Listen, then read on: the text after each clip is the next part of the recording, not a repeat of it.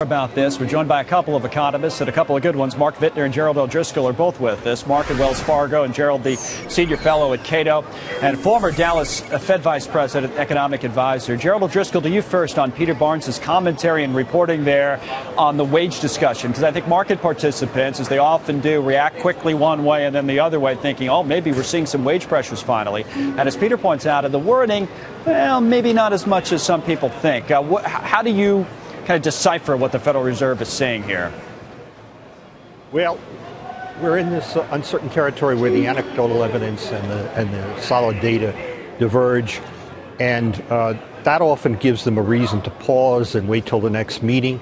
But I will say, in my experience, when the anecdotal evidence starts going a different way, frequently the data catch up to it.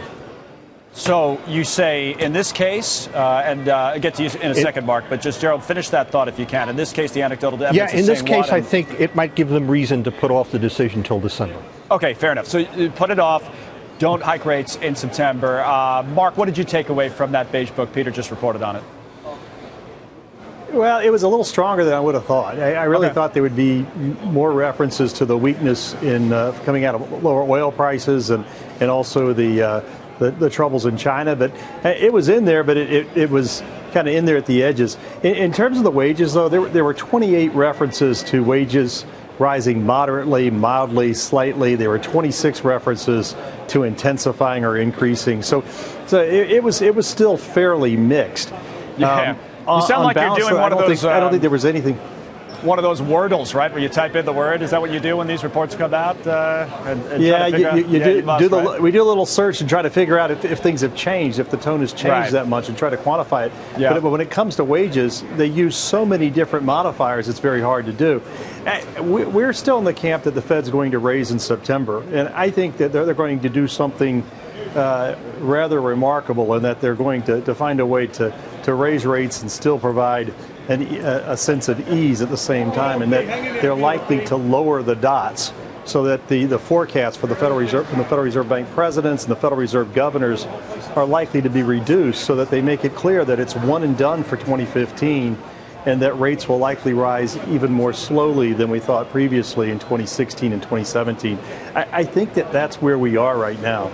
It does bring up, I think, a wider and kind of a more interesting point. By the way, the Dow's up 191 right now, so we keep you up to date second by second as we watch the market at the final hour of the trading session. And Gerald O'Driscoll, you can take this because, you know, all of us look at this report. We all did. Peter Barnes in Washington, who's covered this kind of thing for years. Mark Vitner's been an economist for years, yourself. And take away different things. I mean, Mark looks at the number of time wages were mentioned. Peter looks at the actual quote and says, I don't know if they meant what people think they mean. So it is kind of difficult to decipher. Make the case from your perspective to Mark on why you think they're going to wait as opposed to hike rates like he thinks. Oh, I think it could go either way, but I think the more uncertainty there is, the more excuses people who are on the fence have to say, let's wait. They've been doing this for years now, and that's their predilection. But there is definitely sentiment for getting the rates up and getting it started now.